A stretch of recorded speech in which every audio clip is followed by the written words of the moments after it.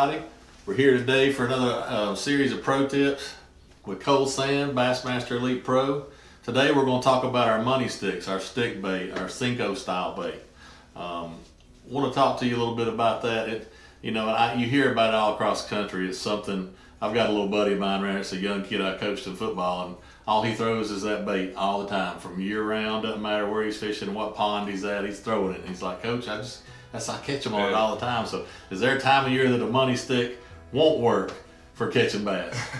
I really don't think so. I think that that money stick style, Cinco style bait is just such a fish catcher, and it's won so many tournaments in the past, 20, 30 years that it's hard not to throw it or have one tied on almost, no matter where you go.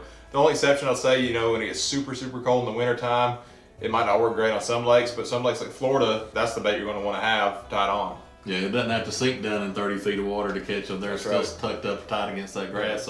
So show us a few of your favorite techniques that you like to throw on the money stick here. Yeah, so there's definitely several ways to rig a Cinco. You got the traditional wacky rig, and usually when I'm doing that, I'm just doing the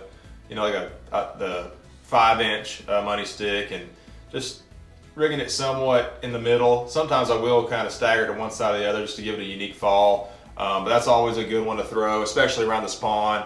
But what I'm really getting excited for is my first 2 events in Florida, and one of my favorite things to do in the world is to flip a Cinco around heavy vegetation.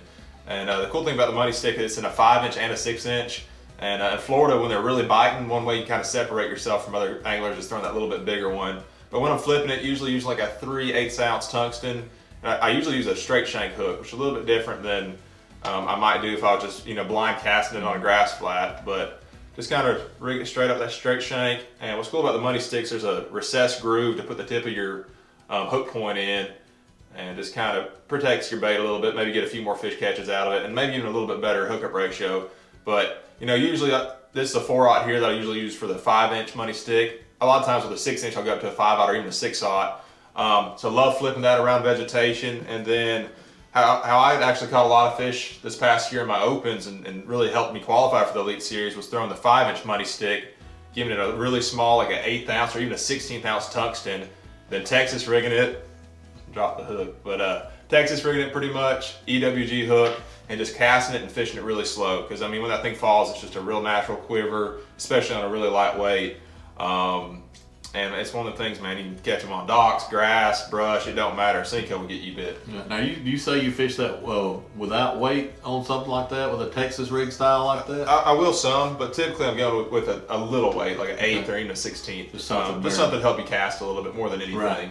Okay. Yeah, and I noticed this is one of our colors, the blue-black swirl. We have a lot of different swirl patterns. That's kind of one of the things that we do at Fishco that's kind of unique, that's becoming popular in the industry. My take on it is that, I don't know, if you pull a crawfish out from under a rock and they may be around grass and they've got a green tint to them, or sometimes they've got a blue and black tint. Sometimes it depends on the time of year and the moon phase, water temp. A lot to do with how much what different cover they're around. But if you look in nature, very few things have a perfect pattern or exactly perfectly. Obviously our laminate stuff's super popular and really good stuff.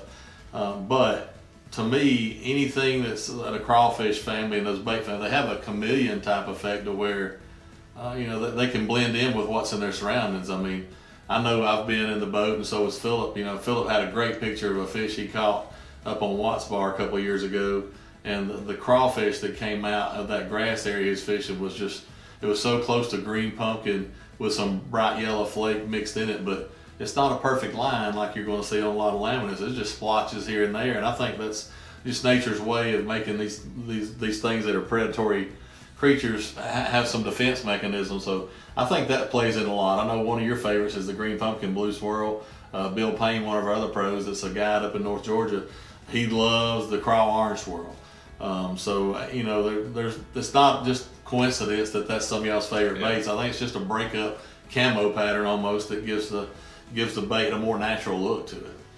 So if there's one thing that you might do with a money stick that you don't think people do very often, it may be off the wall, you may have already covered it there, but is there something that's kind of maybe just every once in a while deal when they're in a weird mood that you might just find some little trick with a money stick that's just not, that's off the beaten path a little bit, what would that be?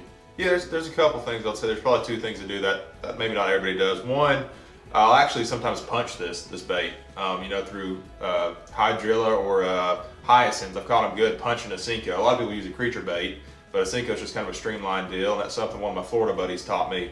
But that's definitely something that I don't think everybody does. And then I like to put it on a wobble head as well. I had a tournament on Hartwell where I was actually catching spotted bass on it, just throwing that 5-inch on a wobble head. Just kind of gives it a different action, something they might not see every day. But that's definitely two things that I do with that money stick that maybe not everybody does. That's real close to, last year I had the opportunity to go out with Josh Strassner. He stayed with us up at the Lunker Lodge in the back porch up on Chick last year. And we pre-fished up at Watts Bar, obviously, for the elites. It's off limits for a Chick. But we went and pre-fished up there, and one of the things he told me was really hot on tour is fishing that style bait on a heavier shaky head. Shaky head, there you go. Thanks for helping me out there. Which is real similar to the wobble head, but the wobble head even gives it even more freedom to move. But man, he really caught him that day throwing that stick style bait on about a 1/2 ounce shaky head. Is just something that, a lot of people I think just think this is a springtime shallow water deal or a Florida deal, but man, it can be deadly in 25 foot of water. I even took it last year down in Altoona and said, let me put that on a shaky head and see how it does in 25 foot of water. Man, those spots ate that 5-inch up. And I'll even rig, when we step down into the deuces, the double deuce, it's kind of just a miniature version of a stickbait. So when it goes to spotted bass, you could just keep using that same technique down through that size. So great tips, Cole. I appreciate it. So just join us next time for more pro tips, and be watching out for Cole on the Bassmaster Elite Series here in 2023. Good luck, buddy. Thank you, man.